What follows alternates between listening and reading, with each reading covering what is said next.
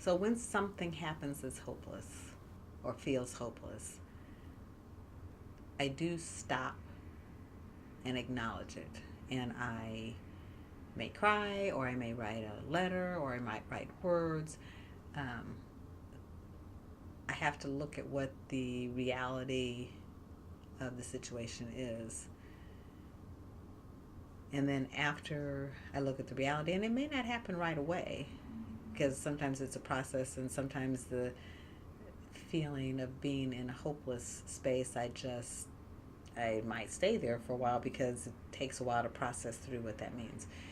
So then I start to look at what can I address? Are there any things that I can address?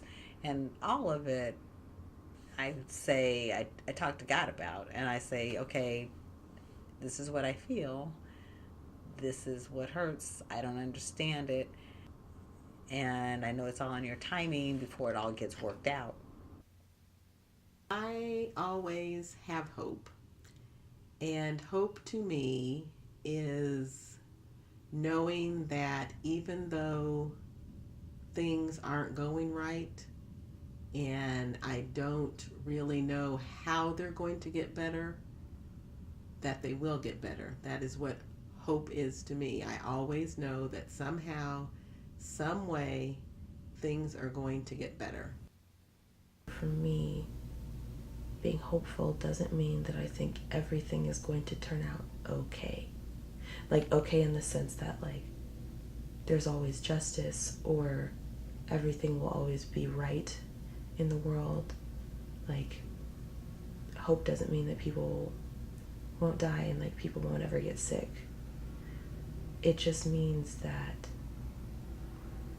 for me, I can see the goodness in the day no matter what's happening.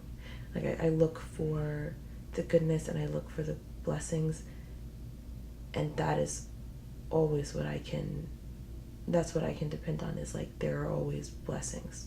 Being hopeful is very hard. Like, it's not an easy thing, and I think that sometimes, I mean, I'm guilty of this, especially if you've been in a really dark place, but you've moved out of that place and you are more full of hope than other people. Sometimes it's easy to forget that you were also in that place of hopelessness. And so in our hopefulness, we have to encourage others